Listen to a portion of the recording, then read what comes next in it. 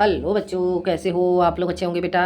बेटा आज मैं आपके लिए लेकर के आई हूँ यूपी बोर्ड 12th क्लास के लिए प्रोफेसर जी सुंदर रेड्डी का चैप्टर है आपका भाषा और आधुनिकता। ठीक है बेटा, तो इसका चैप्टर मैं पहले ही आपको पढ़ा चुकी हूँ और आज मैं इसके अभ्यास प्रश्न आपको बताऊँगी। तो देख लेते हैं बेटा हम इसके अभ्यास प्रश्न, भाषा और आधुनिकता। ठीक है, देखते हैं। रमणीयता और नित्य नूतनता। रमणीयता और नित्य नूतनता अन्योन्याश्रित है। रमणीयता के अभाव में कोई भी चीज़ मान्य नहीं होती। नित्य नूतनता किसी भी सर्जक की मौलिक उपलब्धि की प्रामाणिकता सूचित करती है और उसकी अनुपस्थिति में कोई भी चीज़ वस्तुतः जनता व समाज के द्वारा स्वीकार्य नहीं होती। सड़ी गली मान्यताओं से जकड़ा हुआ समाज जैसे आगे बढ़ नहीं पाता, जनता व समाज के द्वारा आगे बढ़ नहीं पाता, वैसे ही पुरानी रीतियों और शैलियों की परंपरा लीक पर चलने वाली भाषा भी जन चेतना को गति देने में प्रायः असमर्थ ही रह जाती है। भाषा समूची युग चेतना की अभिव्यक्ति का एक सशक्त माध्यम है और ऐसी सशक्तता वह तभी अर्पित कर सकती है जब वह अपने युगानुकूल सही मुहावरों को ग्रहण कर सके। भाषा सामाजिक भाव प्रकटीकरण की सुबोधता के लिए ही उद्दिष्ट है। उसके अतिरिक्त उसकी जरूरत ही सोची नहीं जाती। इस उपयोगिता की सार्थकता समसामयिक सामाजिक चेतना में प्राप्त द्रष्टव्य अनेक प्रकार की संश्लिष्टताओं की द्रोहता का परिहार करने में निहित है। तो देख लेते हैं बेटा अब हम इसके अभ्यास प्रश्न। ठीक है, क्या में देखें, दिए गए गद्यांशों पर आधारित प्रश्नों के उत्तर दीजिए। ठीक है, तो हम इसके प्रश्नों के उत्तर देखते हैं। उपर्युक्त गद्यांश के लेखक एवं पाठ का नाम लिखिए। तो इसका आंसर लिखोगे बेटा, गद्यांश के लेखक का नाम प्रोफेसर जी सुंदर रेड्डी। ठीक है, पाठ का नाम आ जाएगा बेटा आपका भाषा और आधुनिकता। हो गया क्लियर। अगला, रमणीयता और नित्य नूतनता किस प्रकार अन्योन्याश्रित है। रमणीयता और नित्य नूतनता किस प्रकार अन्योन्याश्रित है। तो इसका आंसर क्या लिखोगे बेटा, रमणीयता और नित्य, रमणीयता दिखाई दे रहा है बेटा, रमणीयता और नित्य नूतनता अन्योन्याश्रित है। रमणीयता के अभाव में कोई भी चीज मान्य नहीं होती। नित्य नूतनता किसी भी सर्जक की मौलिक उपलब्धि की प्रामाणिकता सूचित करती है और उसकी अनुपस्थिति में कोई भी चीज वस्तुतः जनता व समाज के द्वारा स्वीकार्य नहीं होती। आगे समझ में यहाँ तक आ जाएगा ये रमणीयता और नित्य नूतनता किस प्रकार अन्योन्याश्रित है। ठीक है, तो ये रमणीयता से लेकर के बेटा आपका यहाँ तक आ जाएगा स्वीकार्य नहीं होती। हो गया क्लियर बेटा। अगला क्वेश्चन, उपर्युक्त गद्यांश में लेखक ने किस बात पर बल दिया है। तो इसका आंसर क्या लिखोगे, उपर्युक्त गद्यांश में लेखक ने भाषा के भाव प्रकट करने पर बल दिया है। आगे समझ में, भाषा के भाव देखो क्या क्या बताया गया है यहाँ पर, नित्य नूतनता, रमणीयता और नित्य नूतनता अन्योन्याश्रित। ठीक है, और सर्जक मौलिक उपलब्धि की प्रामाणिकता सूचित करती है। ठीक है, तो इस तरह से यहाँ पर क्या बताया गया है, उपर्युक्त गद्यांश में लेखक ने किस बात पर बल दिया है। तो इसका आंसर क्या लिखोगे, उपर्युक्त गद्यांश में लेखक ने भाषा के भाव प्रकट करने पर बल दिया है। आ गया समझ में। अगला क्वेश्चन देखते हैं, लेखक ने किसे अभिव्यक्ति का एक सशक्त माध्यम माना है। लेखक ने किसे अभिव्यक्ति का एक सशक्त माध्यम माना है। तो यहाँ पर क्या, लेखक ने भाषा को, ठीक है, लेखक ने भाषा को अभिव्यक्ति का एक सशक्त माध्यम माना है। हो गया क्लियर बेटा, समझ आ गया। अगला क्वेश्चन, युग चेतना की सशक्त अभिव्यक्ति का साधन क्या है। ठीक है, तो युग चेतना की सशक्त अभिव्यक्ति का साधन क्या है, तो नित्य नूतनता। ठीक है, तो इसका आंसर क्या लिखोगे, लेखक यहाँ से युग चेतना की सशक्त अभिव्यक्ति का साधन नित्य नूतनता है। आगे समझ में। अगला, गद्यांश के रेखांकित अंशों की व्याख्या कीजिए। तो इसे देख लेते हैं बेटा, रेखांकित अंशों की व्याख्या। प्रस्तुत गद्यांश में प्रोफेसर जी सुंदर रेड्डी कहते हैं कि रमणीयता और नित्य नूतनता, रमणीयता किसे कहा गया है बेटा? सुंदरता को, ठीक है, अत्यधिक सुंदर होना। तो रमणीयता और नित्य नूतनता, नित्य ही नया, अन्योन्याश्रित है। ये एक दूसरे पर, रमणीयता और नित्य नूतनता। प्रस्तुत गद्यांश में प्रोफेसर जी सुंदर रेड्डी कहते हैं कि रमणीयता और नित्य नवीनता एक दूसरे पर आश्रित हैं। रमणीयता के अभाव में कोई भी चीज यानी कि कोई भी वस्तु मान्य नहीं की जा सकती है। आगे समझ में। अगला देखते हैं, आगे कहाँ है। भाषा समूची युग चेतना की अभिव्यक्ति का एक सशक्त माध्यम है। तो भाषा समूची युग चेतना, समूची की जगह क्या लिख दोगे बेटा? समूची का अर्थ हो जाएगा भाषा संपूर्ण युग चेतना की। समूची का अर्थ क्या हो जाएगा? संपूर्ण, ठीक है। तो भाषा संपूर्ण युग चेतना की अभिव्यक्त करने का एक सशक्त माध्यम है। सशक्त का अर्थ हो जाएगा शक्तिशाली माध्यम है, और ऐसी सशक्तता वह तभी अर्पित कर सकती है जब वह अपने युग के अनुकूल सही मुहावरों को ग्रहण कर सके। आगे समझ में। आगे देखते हैं बेटा, अगला देख लेते हैं। भाषा स्वयं संस्कृति का एक अटूट अंग है। भाषा स्वयं संस्कृति का एक अटूट अंग है। संस्कृति परंपरा से निःसृत होने पर भी परिवर्तनशील और गतिशील है। उसकी गति विज्ञान की प्रगति के साथ जोड़ी जाती है। वैज्ञानिक आविष्कारों के प्रभाव के कारण उद्भूत नई संस्कृति हलचलों को शाब्दिक रूप देने के लिए भाषा के परंपरागत प्रयोग पर्याप्त नहीं है। इसके लिए नए प्रयोगों की, नई भाव योजनाओं को व्यक्त करने के लिए नए शब्दों की खोज की महती आवश्यकता है। ठीक है बेटा। अब हम इसके क्वेश्चन देख लेते हैं। उपर्युक्त गद्यांश का संदर्भ लिखिए। तो इसका संदर्भ कैसे लिखोगे बेटा?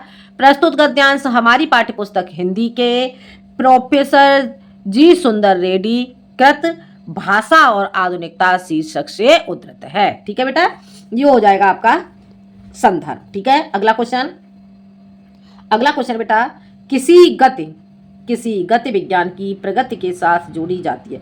किसकी गति विज्ञान की प्रगति के साथ जोड़ी जाती है। तो किसकी गति जोड़ी जाती है बेटा? इसमें भाषा की। ठीक है। तो क्या लिखोगे इसका आंसर?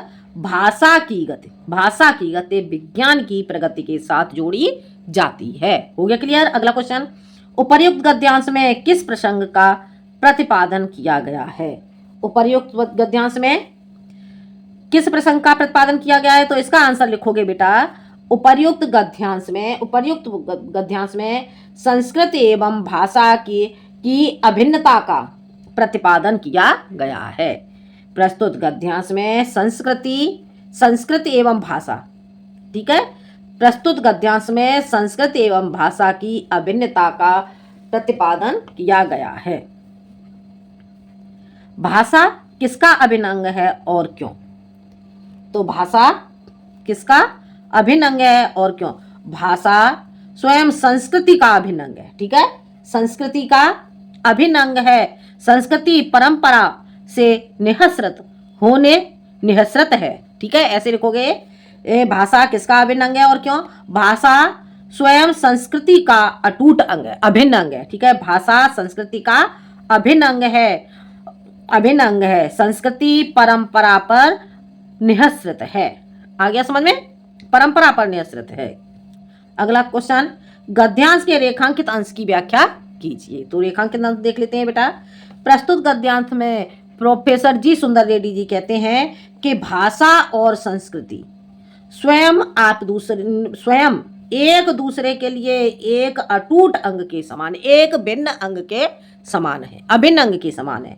भाषा और संस्कृति एक दूसरे के लिए स्वयं अटूट अंग के समान है, अभिन्न अंग के समान है। संस्कृति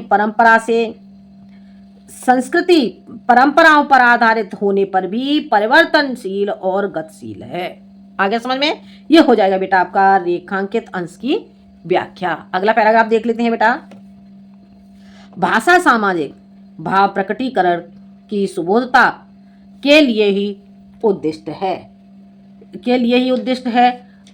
उसके अतिरिक्त उसकी जरूरत भी सोची, उसके अतिरिक्त उसकी जरूरत ही सोची नहीं जाती। इस उपयोगिता का की सार्थकता समसामयिक सामाजिक चेतना में प्राप्त द्रष्टव्य अनेक प्रकारों की संश्लिष्टताओं की द्रोहता का परिहार करने में ही निहित है।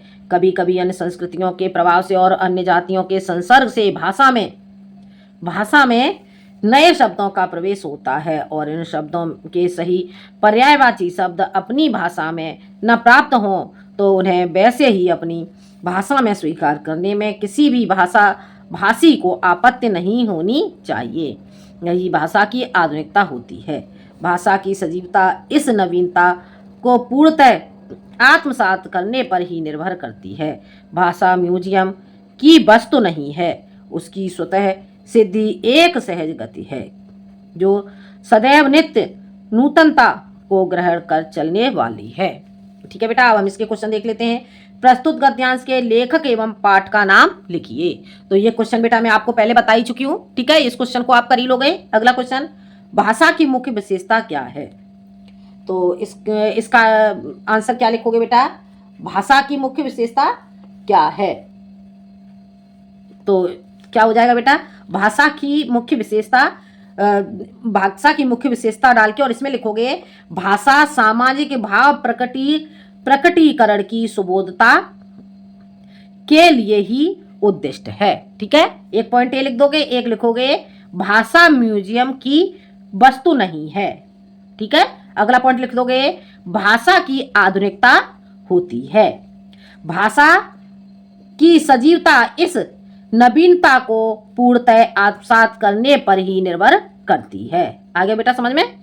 तो इस तरह से आप इसके पॉइंट डालोगे, एक पॉइंट यहां से बना दोगे, भाषा में नए शब्दों का प्रवेश होता है। आगे समझ में? एक पॉइंट आपका यहां से बन जाता है, एक यहां से बन जाएगा। ठीक है, एक पॉइंट आपका यहां से बन जाता है और एक यहां से। इस तरह से ये आपकी हो जाएंगी भाषा की विशेषताएं। ठीक है, अगला क्वेश्चन, भाषा के उपयोगिता की सार्थकता किसमें निहित है?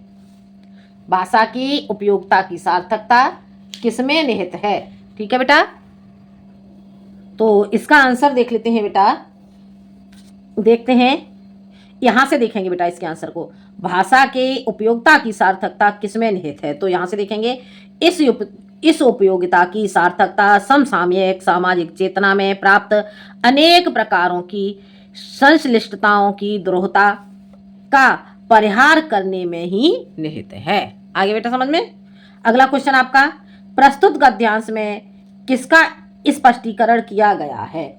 प्रस्तुत गद्यांश में किसका स्पष्टीकरण किया गया है? तो यहां पर क्या किया गया है बेटा? भाषा की विशेषताओं का स्पष्टीकरण किया गया है। ठीक है, तो लिखोगे इसका आंसर, प्रस्तुत गद्यांश में भाषा की विशेषताओं का स्पष्टीकरण किया गया है। आगे समझ में? अगला, गद्यांश के रेखांकित अंश की व्याख्या कीजिए। तो गद्यांश के रेखांकित अंश की व्याख्या देख लेते हैं बेटा। भाषा म्यूजियम की वस्तु नहीं है। भाषा म्यूजियम की वस्तु यानी कि भाषा को बांध कर रखने वाली वस्तु नहीं है। आगे समझ में? भाषा एक जगह नियंत्रित करके रखने वाली वस्तु नहीं है। उसकी स्वतः सिद्ध एक सहज गति है। उसकी स्वतः सिद्धि को प्राप्त करना एक सहज का अर्थ क्या लिख दोगे? सरल गति है। आगे समझ में? ये हो जाएगा आपका रेखांकित अंश की व्याख्या। आगे देख लेते हैं बेटा अगला पैराग्राफ। देखते हैं बेटा आगे। भाषा की साधारण इकाई शब्द है। शब्द के अभाव में भाषा का अस्तित्व ही द्रोह है। यदि भाषा में विकसनशीलता होती तो शब्दों के स्तर पर ही दैनंदिन सामाजिक व्यवहारों में हम कई ऐसे नवीन शब्दों का इस्तेमाल करते हैं जो अंग्रेजी, अरबी, फारसी आदि विदेशी भाषाओं से उधार लिए गए हैं। ठीक है, उधार लिए गए हैं। वैसे ही नए शब्दों का गठन भी अनजाने में अनायास ही होता है। ये शब्द अर्थात उन विदेशी भाषाओं से सीधे अविकृत ढंग से उधार लिए गए शब्द भले ही काम चलाऊ माध्यम से प्रयुक्त हों, साहित्यिक दायरे में कदापि ग्रहणीय नहीं। यदि ग्रहण करना पड़े तो उन्हें भाषा की मूल प्रकृति के अनुरूप साहित्यिक शुद्धता प्रदान करनी पड़ती है। यहाँ प्रयत्न की आवश्यकता प्रतीत होती है। ठीक है बेटा, अब हम देख लेते हैं इसके क्वेश्चन। ठीक है, तो पाठ का शीर्षक एवं लेखक का नाम लिखिए। तो ये क्वेश्चन बेटा आप कर ही लोगे। ठीक है, इस क्वेश्चन को मैं समझा चुकी हूँ। अगला देखते हैं बेटा, भाषा की गतिशीलता कैसे शुरू होती है।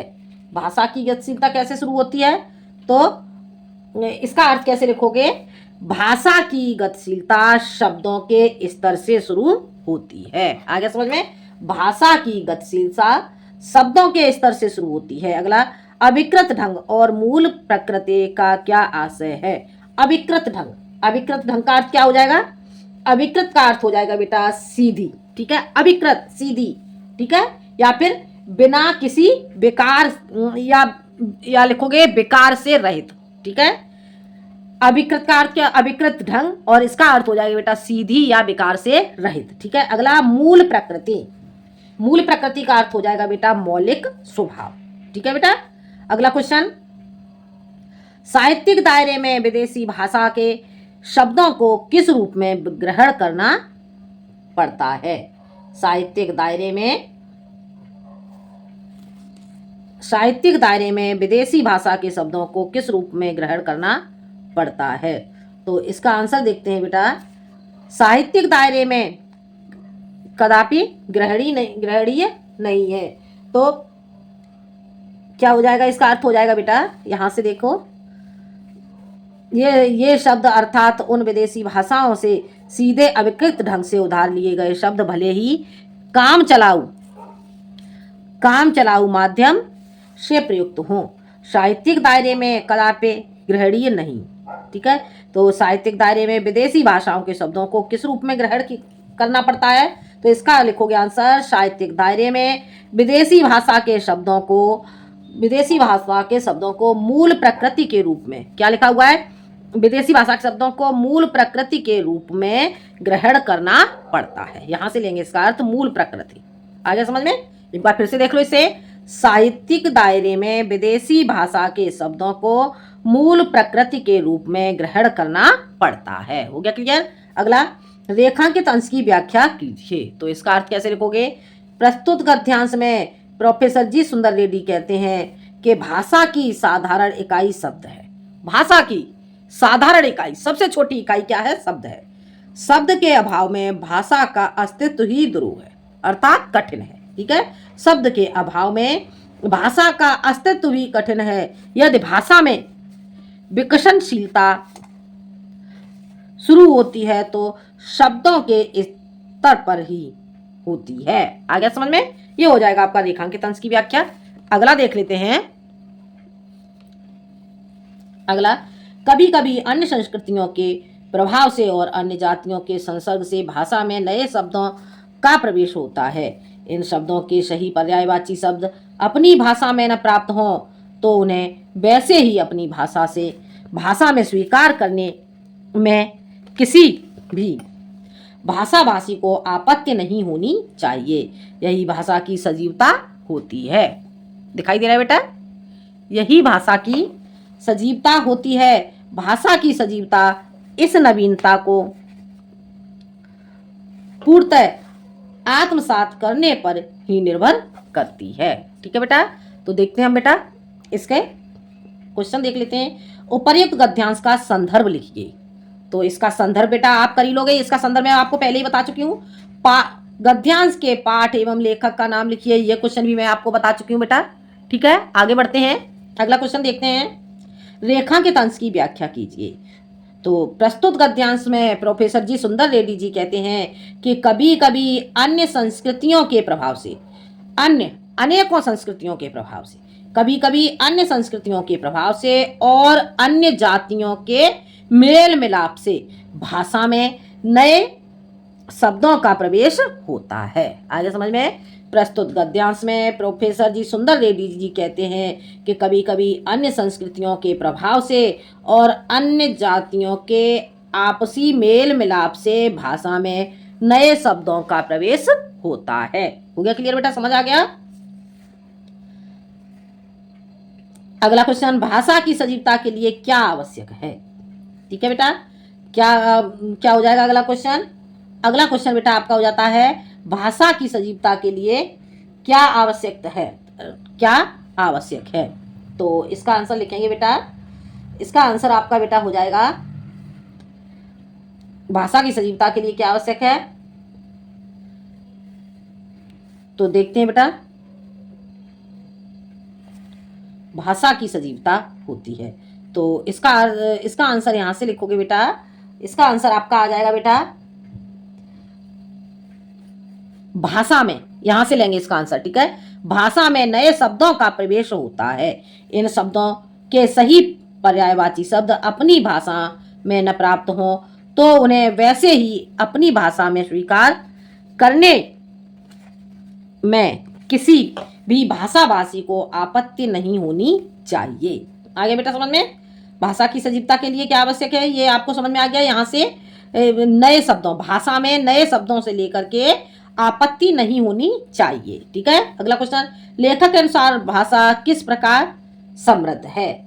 तो लेखक के अनुसार भाषा किस प्रकार समृद्ध है? तो इसका आंसर हो जाएगा बेटा आपका कभी कभी अन्य संस्कृतियों के प्रभाव से और अन्य जातियों के संसर्ग से भाषा में नए शब्दों का प्रवेश होता है। इन शब्दों के सही पर्यायवाची शब्द अपनी भाषा में प्राप्त न हो तो उन्हें वैसे ही अपनी भाषा में स्वीकार करने में किसी भी भाषा भाषी को आपत्ति नहीं होनी चाहिए। यही भाषा की सजीवता होती है। आगे समझ में, यहां तक लेंगे इसे। ठीक है, अगला क्वेश्चन, लेखक के अनुसार भाषा में नवीनता किस प्रकार आती है? तो यहां से लिखोगे भाषा की सजीवता इस नवीनता को पूर्णतः आत्मसात करने पर ही निर्भर करती है। ठीक है, आगे समझ में।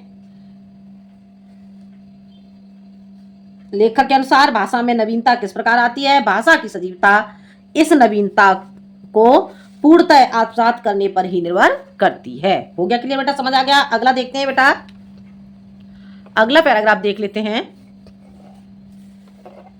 नए शब्द, नए मुहावरों एवं नई रीतियों के प्रयोग से युक्त भाषा को व्यावहारिकता प्रदान करना ही भाषा में आधुनिकता लाना है। दूसरे शब्दों में केवल आधुनिक युगीन विचारधाराओं के अनुरूप नए शब्दों के गढ़ने मात्र से ही भाषा का विकास नहीं होता, वरन नए पारिभाषिक शब्दों को एवं नूतन शैली प्रणालियों को व्यवहार में लाना ही भाषा को आधुनिकता प्रदान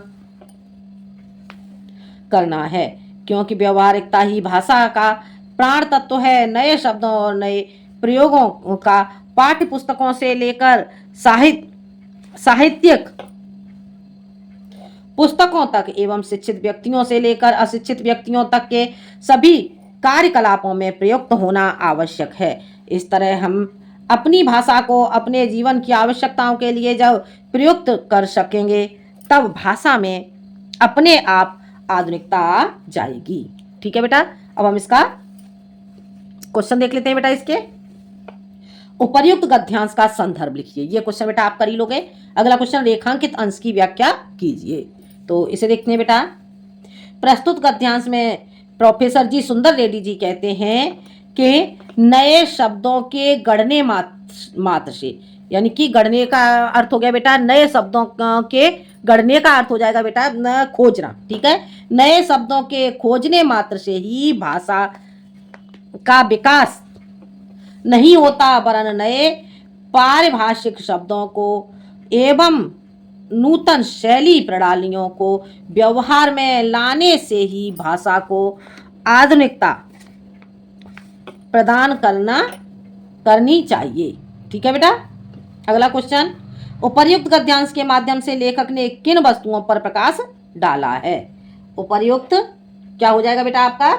उपर्युक्त गद्यांश के माध्यम से लेखक ने किन बिंदुओं पर प्रकाश डाला है? तो उपर्युक्त गद्यांश के माध्यम से लेखक ने भाषा में आधुनिकता तथा व्यवहारिकता लाने पर प्रकाश डाला है। आगे बेटा समझ में? भाषा उपर्युक्त गद्यांश के माध्यम से लेखक ने भाषा में आधुनिकता तथा व्यवहारिकता लाने पर प्रकाश डाला है। हो गया क्लियर बेटा? समझ आ गया? अगला देख लेते हैं, अगला पैराग्राफ। नवीनीकरण कितना भी प्रशस्त कार्य क्यों न हुआ हो, उस प्रक्रिया में यह भूलना नहीं चाहिए कि भाषा का मुख्य कार्य सुस्पष्ट अभिव्यक्ति है।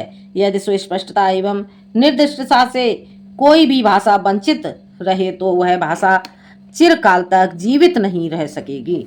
नए शब्दों के निर्माण में भी यही बात सोचनी चाहिए। इस संदर्भ में यह भी याद रखना चाहिए कि हम पूर्वाग्रहों से मुक्त होकर उस शब्द की मूल आत्मा तथा सार्थकता पर उन्मुक्त विचार कर सकें।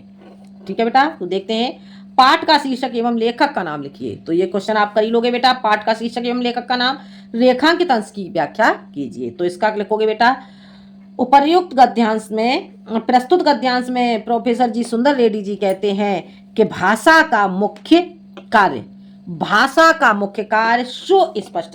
सुस्पष्ट, अच्छी प्रकार से, भली भांति प्रकार से स्पष्ट और स्पष्ट करना एवं अभिव्यक्ति करना है।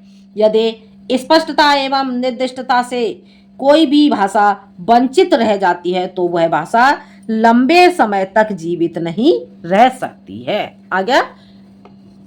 आगे बेटा समझ में? अगला क्वेश्चन, किन विशेषताओं के अभाव में भाषा चिरकाल जीवित नहीं रहती?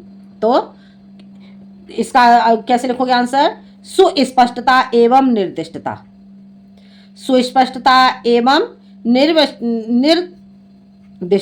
सुस्पष्टता एवं निर्दिष्टता के अभाव में भाषा चिरकाल तक जीवित नहीं रह सकती। हो गया क्लियर बेटा? समझ आ गया? सुस्पष्टता एवं निर्दिष्टता के अभाव में भाषा चिरकाल तक जीवित नहीं रह सकती। आगे बेटा समझ में? अगला क्वेश्चन आपका, अगला क्वेश्चन देख लेते हैं बेटा। सार्थकता और उन्मुक्त का शब्दार्थ लिखिए। ठीक है बेटा? तो ये वाला क्वेश्चन आप देखते हैं। सार्थकता, सार्थकता का अर्थ क्या हो जाएगा बेटा? सार्थकता का अर्थ हो जाता है बेटा आपका उपयोगिता। ठीक है? सार्थकता का अर्थ क्या हो जाएगा? सार्थकता का अर्थ हो जाएगा बेटा आपका उपयोगिता। उन्मुक्त, और उन्मुक्त का अर्थ हो जाएगा बेटा आपका स्वतंत्र।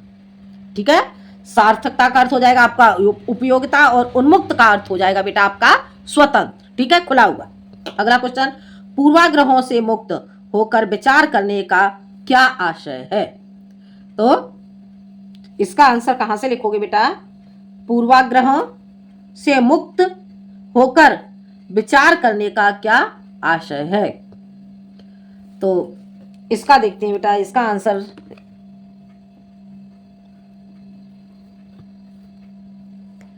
देख लेते हैं बेटा हम।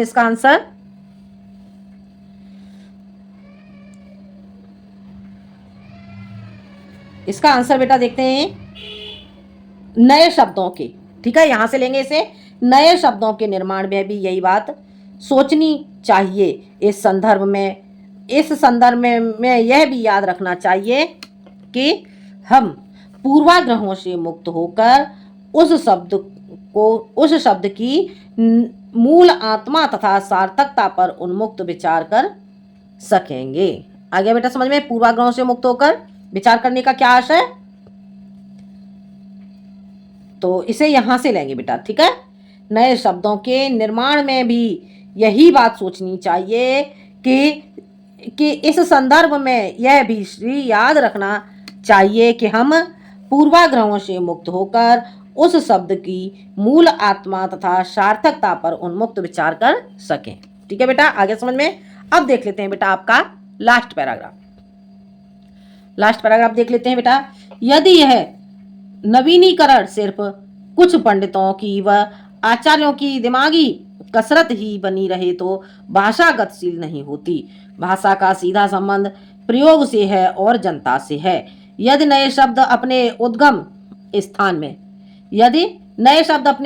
स्थान में ही अड़े रहें और कहीं भी उनका प्रयोग किया नहीं जाए तो उसके पीछे के उद्देश्य पर ही कुठाराघात होगा। इसके लिए यूरोपीय देशों में प्रेषण के कई माध्यम हैं। श्रव्य, दृश्य, विधान, वैज्ञानिक, कथा साहित्य आदि। हमारी भारतीय भाषाओं में वैज्ञानिक, कथा साहित्य प्रायः नहीं के बराबर हैं। किसी भी नए विधान की सफलता जनता की संपत्ति व असम्मति के आधार पर निर्भर करती है और जनता में इस चेतना को उजागर करने का दायित्व शिक्षित समुदाय एवं सरकार का होना चाहिए। ठीक है बेटा, तो इसके क्वेश्चन देख लेते हैं बेटा। भाषा का सीधा संबंध किससे है? तो भाषा का सीधा संबंध किससे है, यहां से देख लेते हैं। भाषा का सीधा संबंध प्रयोग से है और जनता से है। ठीक है, तो भाषा का सीधा संबंध प्रयोग व जनता से है। हो गया क्लियर बेटा।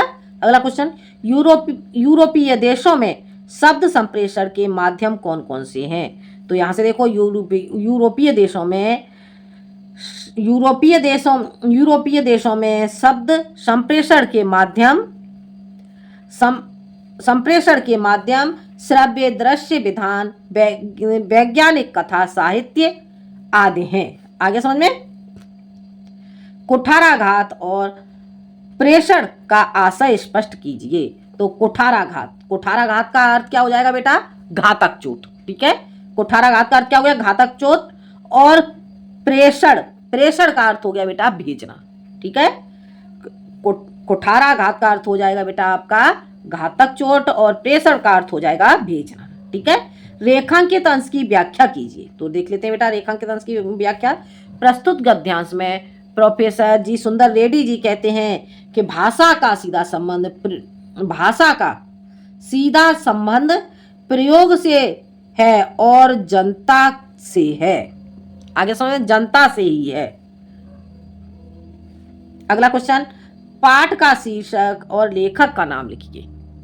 तो यह क्वेश्चन बेटा मैं आपको कई बार बता चुकी हूँ, पाठ का शीर्षक और लेखक का नाम। तो इस क्वेश्चन को बेटा आप कर ही लोगे। ठीक है, तो ये था बेटा आपका प्रोफेसर जी सुंदर रेड्डी जी का चैप्टर भाषा और आधुनिकता। ठीक है बेटा, ये चैप्टर बेटा आपको समझ में आ गया होगा। बेटा अगर वीडियो पसंद आए तो लाइक करें, शेयर करें और सब्सक्राइब करें। आज के लिए इतना ही। अगले वीडियो में मैं आती हूँ एक नए टॉपिक के साथ। जब तक के लिए धन्यवाद।